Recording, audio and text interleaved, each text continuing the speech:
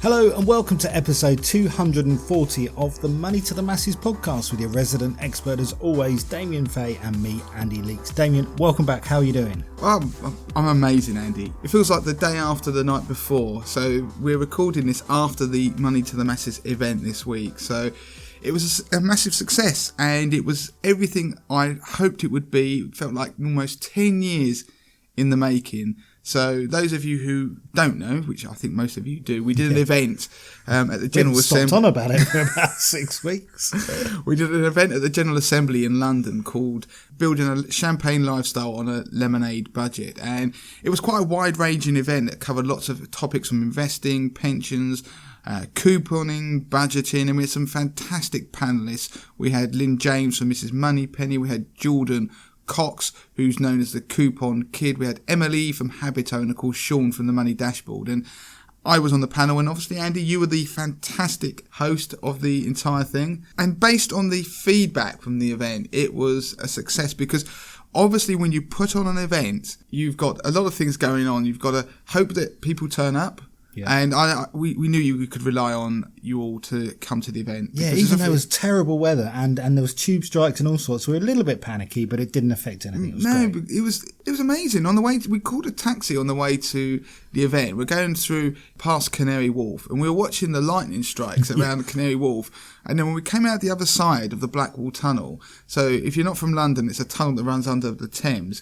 And when we came out the other side, it was like a biblical downpour. Yeah. And the roads were flooded. And it got to the point where people were being swept aside by 6-foot-high waves of water from cars and buses that we went past. And, of course, the tubes then all seemed to grind to a halt. So we had this event going on, and it was almost as if the gods were trying to stop it happening, but they didn't achieve it. And it was amazing. It was packed to the rafters. We were full up. It was standing room only in the end. And the event lasted for about an hour or so.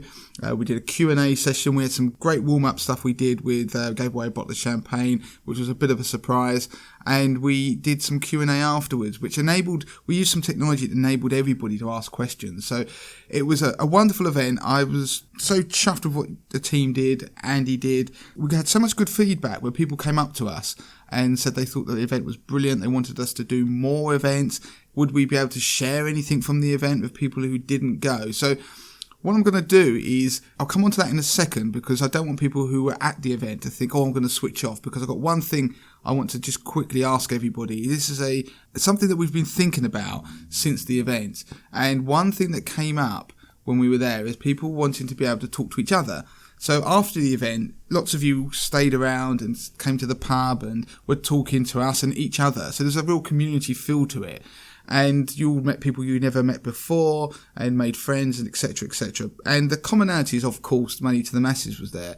And a number of people said, why don't we build a community on Facebook around the podcast, the site, the Money to the Masses community? Now, we are seriously going to do this now. We've been talking Decision made that we think that we need to do it. With the amount of people that come to Money to the Masses and consume everything across the platform, we're going to launch this on Facebook. But the reason I want you all to listen and intently write in is because we're looking for people who are going to be admins of that group. And there have been one or two people in the past who did mention to us that if we ever did something like this, they would like to be involved. So what I want is, if there's anybody out there who wants to chuck their hat in the ring and say, do you know what, I'd like to be an admin of that group and help you build it and communicate with people, because it's going to be something that's very inclusive. It's not prescriptive. It's building a community of people who are like-minded, somewhere where people can talk openly and have fun, etc. So if you are interested, get in touch. Please email me, damien@moneytothemasses.com. Don't forget, that's Damien, Damien, @moneytothemasses.com. And just say that you'd like to be involved. And what we're going to do is, in the coming weeks, when we start to launch that, we'll get you involved, pick a number of admins, and then allow you to be able to help us build that community, because it will be fantastic going forward that we be able to do more events and talk directly to the people that were there. And you can still talk to each other afterwards. And a lot of that might be as well, we'll be able to help you solve some sort of financial problems you have. You've lots of people out there who can help each other, who are experts at what they do as well, and sharing in the community would be fantastic. So it'd be really good for things like Christmas meetups and things like that, where we can sort of start to do that. Yeah, and I'll drop that one in there. I'll tell you more about it in the coming weeks, but at the beginning, I think it's the first Friday of November, we're going to be doing likely to be doing a meetup with Pete Matthews. So I know a number of you listen to Pete's podcast. We'd agreed it back in September, so we're going to do it. I think that I have to get the calendar. It's the first Friday in November. So we'll talk about it more in the lead up to it. So don't forget, put that in your diary. We'll find a location in London and we'll do that. So please write in. Now, Andy, what we're going to do for the rest of this podcast is, I had so many people say, will we put stuff out there about the event? And we're not going to share the whole thing, because the point is we want people to go there, engage, learn, ask questions, etc. So, and we like to meet people too. That's the whole reason we do these meetups and these things, and these events and things. But like you say, there was loads of people who couldn't unfortunately make it, which is a shame. Yeah, and so what we're who wanted to. So this podcast, we're going to give you some edited highlights from the events, some of the questions that were answered by the panelists. Andy's going to do that with the wonders of his editing skills, and then you'll be able to enjoy that, and then we'll be back as normal next week with our usual show with the usual 3 pieces. But this week we're going to dedicate it to something that took nearly a decade to get to, which is our event. Just on that last piece before I hand over to Andy to take it away and then give you the highlights. One of the reasons the Facebook group did come about as an idea is what Andy said. I learned so much from the people who are at these events, because we talk afterwards and they talk about some issues they have, or questions, or just feedback generally about stuff, that you have to realise that when we do podcasts and we do Money to the Masses content online, that it's very much feels like you're projecting to the people out there. And yes, 2 million people engage with us a year, but you don't always get that feedback loop, which is, you need that. It helps us grow what we're doing, gives us ideas, and so having some forum, a Facebook group, to be able to do that in would be wonderful. So that was sort of a secondary reason, because there's a lot of stuff out there that I learned from a number of you, and one of them is about the One Giant Leap, how much people like that, and the idea of the podcast series. And I had a journalist come up to me afterwards and talk to me about that series of podcasts, and we might start to look to resurrect a little bit of that, because we were brainstorming ideas for people about how they could grow businesses, and that seems to be an untapped area out there and something we could do more on. So in order to build a champagne lifestyle on a lemonade budget, you can't really do that unless you've first tackled things like debt. So the conversation quickly moved on to debt, and Lynn, Mrs. Mummy Penny, gave a rundown of her struggles with debt and how she coped. So little bit of background. I spent 16 years in the corporate world and got very used to a champagne lifestyle. I was earning a good salary, and I decided, quite not flippantly, but to go with my hobby of a blog, to chuck in the job and set up my own business. And the sort of direct consequence of that was I carried on living this sort of champagne lifestyle without the money to support it. I was building up a business that didn't earn enough money from the early days, so I built up some debt. 2.5 years ago, I had £16,000 worth of debt, and I took 2 years to pay it off. So I suppose it was I very much so buried my head in the sand for a good sort of 6 months. And I suppose the biggest problem for me was I'd spent a long time building up a career and getting to a point where I had a house and a mortgage and the lifestyle that goes with the salary you earn. And then I suddenly changed, but yet I didn't change my lifestyle to go with it. And the result was debt, and then a very long 2 years paying that down, and really having to make some huge changes of my life. I was saying earlier, I was resisting the changes I had to make. I had to change basic things, like I had to change the supermarket I went to. I had to negotiate every bill going. I had to stop buying clothes. I stopped buying makeup. I literally went to the frugal limits because I had to pay off that debt. And I achieved it, but it was the hardest journey ever, because the impact on your mental health of having like £16,000 worth of debt and the years ahead of me that it was going to take to pay off, it was really tough. So I put as much money as I could into paying off the debt, and I paid it off, and now I'm free of it. But it was hard. So I pushed Lynn a little bit further. How does she manage it? That's the toughest part when you've got debt, is recognising your mindset of what's put you into that position of having that debt. I've got a problem with emotional spending. I write about it. I put it out there. I had a problem with Prada. It's a stupid part of my brain. I don't know why I was obsessed with that shop and having the bags, but that got me into some. The first thing I did when I left my last job at EE was I went straight to Selfridges and bought a £1,000 Prada bag with some redundancy money. But it's going into your mind and recognising why you're making those purchases. Actually, how's that making you feel? Do you really need that Prada bag? I could still argue, yes, I do. It's really recognising what your money mindset is and making that concerted effort to change. So I started paying the debt off when I was 40. Most of my adult life I've had debt. I recognised I needed to change. I'll shout out Faith, my friend in the audience, who is a bit of a... She's a frugal, careful person who I was able to sit down and put my budget in front of, and we ripped it apart together and almost reevaluated my life together. So that's a real top tip, is sit down with somebody who you trust implicitly, who's not going to judge you, who will help you sort of reevaluate your life. And Faith was there throughout my 2-year journey. And it was points where I had £4,000 sat in a saving account. Should I use that £4,000 to pay off the debt? It's just having that person there to help you with those decisions. Yeah. I then went on to ask Damien what his thoughts were. Well, there's a number of free agencies out there that you can get in contact with. You should do charities that help with debt.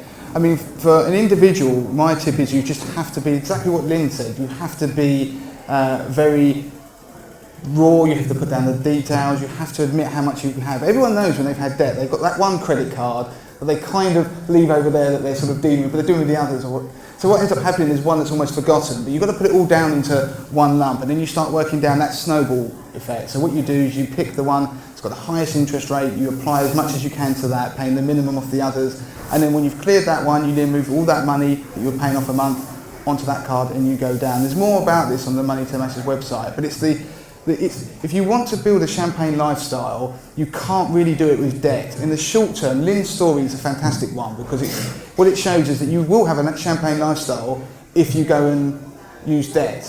But the problem is you're borrowing for tomorrow, and at some point tomorrow wants its money back. And you get to the point where you need to try and do it sustainably. So there are other ways. So one quick way, like analogy, is if you get a bath and you fill it up, if you've got the plug pulled out, then you're not going to fill the bath up. So trying to maximise your income, the money, we'll come on to all this, with the tap, how much water's going in. You need to plug up what's going out, that's your debt. And then you've got to try and keep the water in the bath, so that's things that we're going to come on to, like investing or whatever. So it's trying to do all these things in the round will help you try and get towards that lifestyle you want in the future that's sustainable.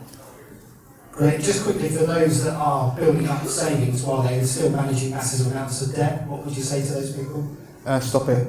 Because basically... But can I interject there? Because do. the mental health side of when you're paying off debt, I found what really helped me was to build up a small emergency fund at the same time. So for every month I was putting £500 into debt, I'd put another £500 into a easy access savings account, just till I got to like about 4,000 or 5,000.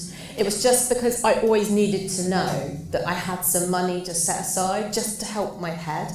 Yeah, and I think what Lynn's saying there is that money is very personal, it's idiosyncratic, it doesn't always have to make sense. So if that's the way you want to do it, then that works. Then yeah, if you do very logical, then you'd end up down my road and you'd end up like me, which is probably slightly emotionally stunted, but you end up what Lynn says, what works for you, but the most important thing is to have a plan.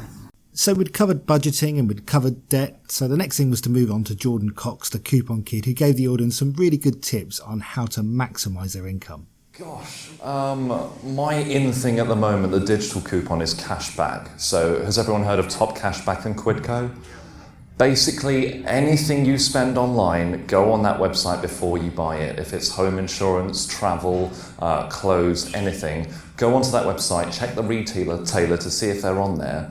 All you need to do is click through Top Cashback or Quidco to the website you were going to buy from, and you get a percentage of your basket back. It's no odds to you at all. The retailers, Top Cashback and Quidco basically take money through affiliates. So if they refer you, they get some money, they give you a portion of that money. So that's how their business model works.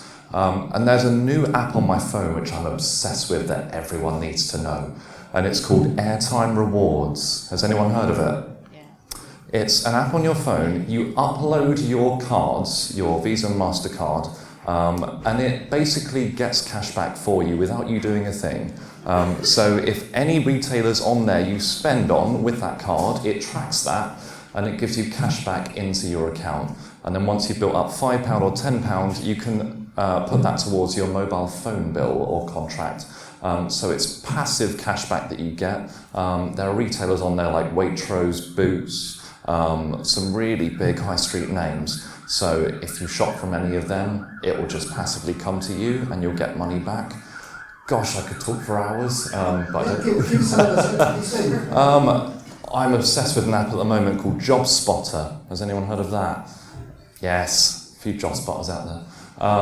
So in London especially, there are tons of help wanted signs scattered around. Job Spotter is an app where if you snap a picture of that sign and send it off to them, they will pay you in Amazon vouchers for it. So I currently have £80 worth of Amazon vouchers in my account to withdraw just from that. There's another thing that I'm obsessed with right now called Generate as well. Anyone heard of Generate? It's a browser plugin for Chrome or Firefox, and you download it, and it basically replaces all the ads on websites with pictures of pugs, and it pays you for it. I'm not making this up, I haven't had too much to drink, I swear. It replaces ads, so like ads on the side of websites, on like newspapers, it replaces those with pictures of pugs. Every time you see one, it pays you in coins. Once you get enough, you can redeem them for vouchers or prizes. There's a few. We then moved on to mortgages, and Emily, our mortgage expert from Habito, provided some tips. The first step would be to seek some advice about it.